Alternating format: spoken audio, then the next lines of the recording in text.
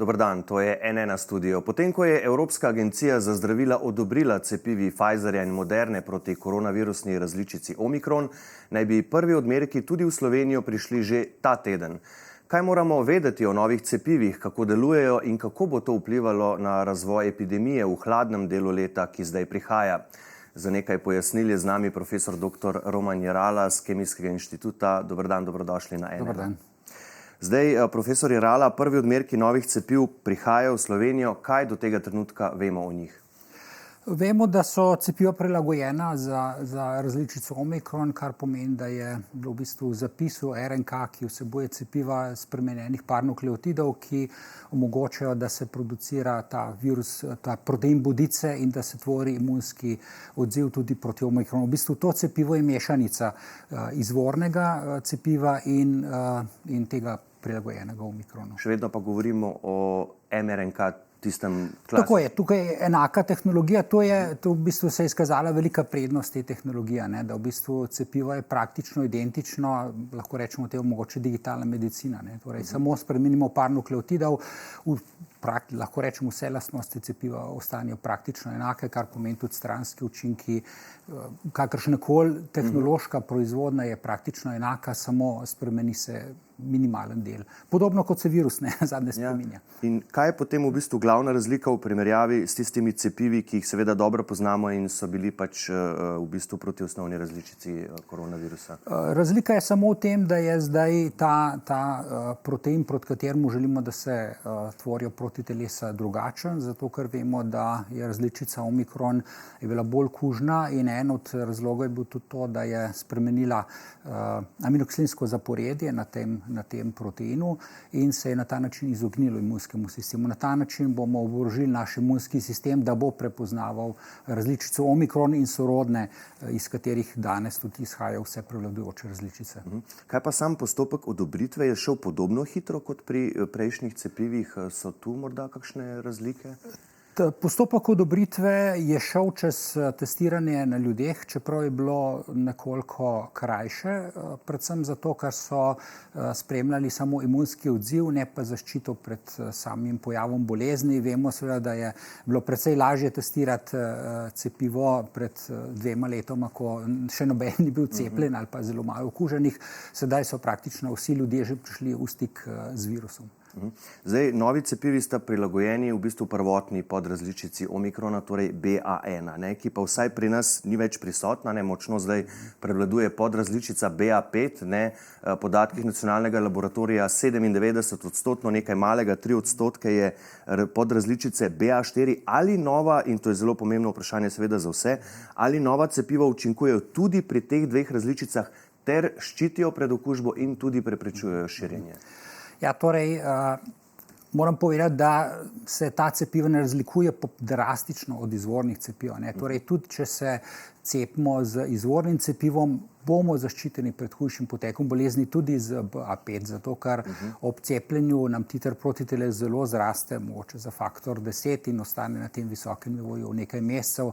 Zato tudi cepljenje z izvornim cepivom omogoča, da bomo lažje prebrodili jesen, predvsem za tiste, ki so bolj ranljivi. Testirali so tudi delovanje te prilagojene različice proti Omikronu, se je seveda pričakovano pokazalo, da je boljše. Proti BA5 je bil titer protiteles približno 3-krat nižji, ampak še vedno dovolj dober, da zaščiti. Torej, ni to najboljše možno cepivo, ki bi ga lahko naredili danes. Najboljše možno cepivo je odobreno v ZDA, torej proti različici BA4-5 in torej, odobritev tega cepiva je že v rokah EME, torej dokumentacija je na strani EME, ampak treba je povedati, da za to različico niso bili opravljeni testi na ljudeh, ampak samo testi na živalih, ki so pokazali, da je bolj učinkovito, torej da bolj zaščiti oziroma da dvigne protitelesa proti tej različici. To je bilo ravno moje naslednje vprašanje. Kako to, da so pa lahko Američani brez kliničnih študij na ljudeh dejansko že odobrili za ti dve novi podrazličici, torej to najbolj svežo verzijo cepiva? To ni nič nenavadnega, ker ne nazadnje tudi cepiva, recimo proti gripi, vsako leto pripravimo koktejl cepiv proti sevom, za katere menimo, da bodo najbolj pogosti in jih uporabimo brez, da bi jih posebej testirali, zato ker lahko z enostavno znanstvenim imunološkim premislekom sklepamo, da bo to cepivo najbolj učinkovito. In dejansko je tudi komisija za cepiva pri FDA je že junija priporočila oziroma zahtevala od proizvajalcev, da do jeseni pripravijo cepivo, ki bo prilagojeno z BA5. Tukaj so šli z popolnoma racionalnim razmislekom in to se je izkazalo, da je smiselno, ker so računali, da bo to tista različica, ki bo krojila jesen, morda tudi zimo. In zato so tudi proizvajalci šli v ta postopek, zato ker jim je FDA zagotovila, da bo to cepivo odobreno, tudi če ne bodo upravljeni testi na ljudi. In dejansko je v bistvu potem zato bilo na milijone odmerkov v bistvu že vnaprej narejenih, še preden je prišla ta odobritev, ne? Tako je, seveda zato, ker je to, se pravi, samo tudi proizvodna cepiva je ključna, ne? Torej, nič nam ne pomaga, če imamo cepivo odobreno, pa nimamo pripravljenih dovolj odmerkov za uporabo. Pa je kakšna razlika med novim cepivom Pfizerja in novim cepivom Moderne? Vemo, kako je bilo, ko so ta cepiva šele prišla, ne, vsi smo nekako, to so bile glavne teme pogovora, s čim si pa ti cepljenje, kaj si ti dobil. Je tu kakšna bistvena razlika med tema dvema? Praktično ni nobene razlike. Obe cepivi sta na osnovi enake tehnologije proti enakemu zaporedju, tako da bi lahko rekel, da je praktično identično. Če greva zdaj potem nekako k uporabniški izkušnji, ne tisto, kar ljudi najbolj zanima, kdo naj torej zdaj v Sloveniji se najprej cepi s tem novim cepivom in kdo recimo lahko še malo počaka? Ja, zagotovo noben ne bi mislil, da če se je cepil proti gripi lansko leto, da bo letos zaščitena, ne? Ampak vemo, da je potrebno vsakoletno cepljenje in tudi veliko ljudi v Sloveniji je cepljenih samo z 2 odmerkoma in zadnji odmerk je bil 1 leto ali pa več. In zato je zagotovo zdaj pravi čas, da se cepimo, da se pripravimo na zimo. In kot rečeno, mislim, da bi bilo dovolj dobro, tudi če se cepimo z izvornim cepivom, še bolje je, če se cepimo z tem, ki je prilagojeno na različico Omikron, ker če čakamo in taktiziramo, da bomo dobili najboljše možno cepivo, kot rečeno, tukaj ne gre za neke drastične razlike, ampak nekoliko boljše je. Ampak seveda, če nas med tem ujame korona, nam to ne pomaga več. Seveda, ampak zagotovo pa bo tudi tu dilema pri ljudeh cepiti se starim cepivom, ki je vendarle nekoliko bolj preizkušeno, bolj tudi poznano, ne? In tudi nedvomno ščiti pred hujšim potekom bolezni, to vemo, ali pa novim, ne? Ta dilema bo. Ja. Poglejte, tudi to cepivo je, kot rečeno, odobrila EMA, ki je še bolj, rekel, mogoče striktna, kar se varnosti tiče. Glede tega, jaz mislim, da ni nobene skrbi, da bi bilo to cepivo karkoli bolj nevarno, bolj drugačno, ker je res praktično razlika v detaljih, ne. Lahko rečemo, da bo to novo cepivo boljše, ampak kot rečeno, bolje je, da se cepimo čim prej, preden se okužimo. Kaj pa, če nekdo recimo sploh še ni bil cepljen, ne, pa je recimo mogoče vmes že tudi prebolel COVID, bo lahko zdaj takoj kot prvi odmerek prejel novo cepivo ali bo moral najprej po tistega starega in da bi bilo to novo v bistvu potem kasneje kot poživitveni odmerek? A veste, da te informacije žal nimam. Ne vidim nobenega znanstvenega razloga, zakaj se ne bi mogel cepiti z tem cepivom kot primarno. Mislim, da je bilo to cepivo sicer registrirano kot poživitveni odmerek, ampak zagotovo bi bilo smiselno, da se tudi tisti, ki še niso bili cepljeni, cepijo s tem ravno zato, da si razširijo repertoar zaščite ne samo pred izvorno različico, ampak tudi pred Omikronom. Pa menite, da bi mi morali imeti možnost, da bi sami lahko povedali zdaj, katero cepivo želimo pač prejeti, če se bomo šli pač v tej jeseni odločili in se šli cepiti, da pač sami povemo, želim tega novega, želim, ne vem, morda rajše starega. Naj imamo to možnost?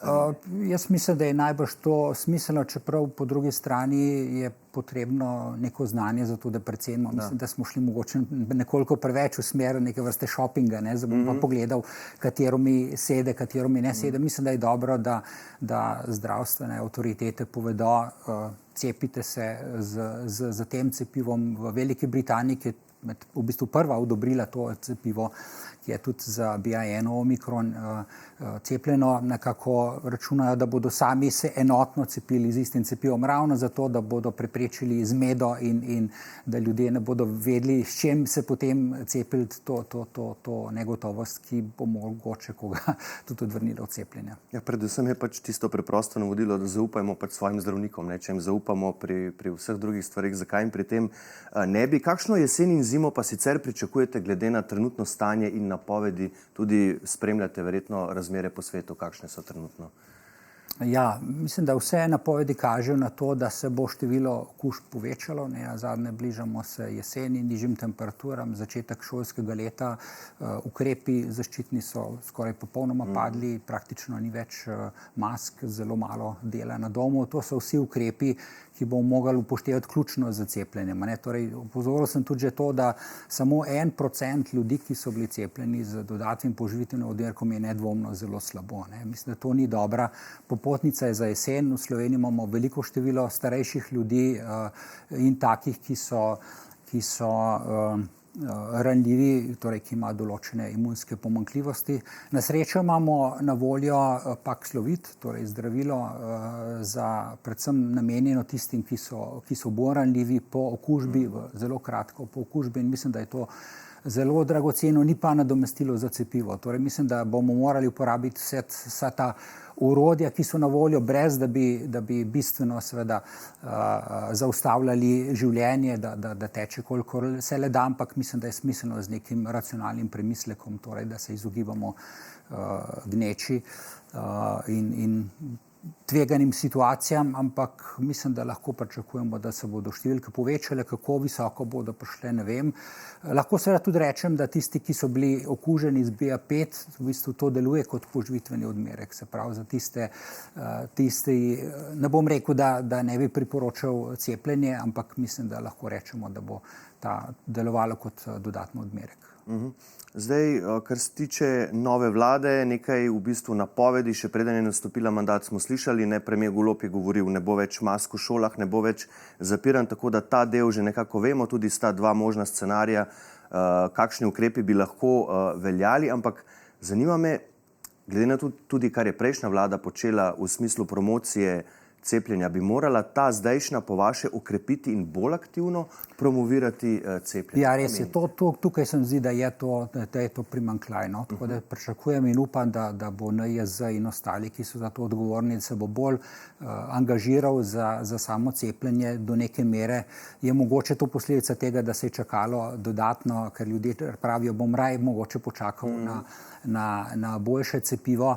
Tako da ja, sem prepričan, da bi bilo potrebno resno okrepiti kampanjo, mogoče ravno po zgledu gripe. Torej, mislim, da je normalno in v določenih državah evropskih se, mislim, da 75 ali več procentov starejših od 60 let cepi proti gripi. Pri nas je ta procent žal nizek, ampak zdaj, če pogledamo, kakšen nizek delež je tistih starejših, ki je cepljen z dodatnim poživitvenim odmerkom, mislim, da bi to morali dvigati na zelo visoke odstotke. Sicer nazadnje spremljamo vsakodnevno še vedno žrtve in tega hrvaškega novinarja, recimo primera, torej ni nedolžna bolezen, nedvomno. Ja, kaj pa glede ukrepov, glede vladnih načrtov pri ukrepanju, pri širjenju, ste tu bolj nekako zagovornik pristopa, kot smo videli, ne vem, prej, pač samo s tem lahko primerjamo, s prejšnjo vlado, da pač, ko se stvar zgodi, je treba čim prej odreagirati in potem pač prije do situacije, ko se ukrepi spreminjajo čez noč, ali ste tu bolj pristaš pristopa, da je nekako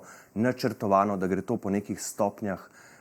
Spomnimo se, bili so neki semaforji sestavljeni, ampak se jih potem niti nikoli niso držali. Vaše mnenje glede tega? Mislim, zagotovo je dobro, pomembno komuniciranje z javnostjo in tudi konsistentnost, ampak če bo šla epidemija svojo pot, se bodo ti plani seveda morali prilagajati, morali spreminjati. Mislim, da je pomembno zelo jasno komuniciranje, obrazložiti, zakaj so določeni ukrepi potrebni in seveda, da tudi tiste ukrepe, ki so morda ta trenutek napisani, jaz mislim, da če bo šla situacija v slabšo smer, je seveda predvideno, ampak mislim, da lahko računamo na to, da se bodo temu prilagodili.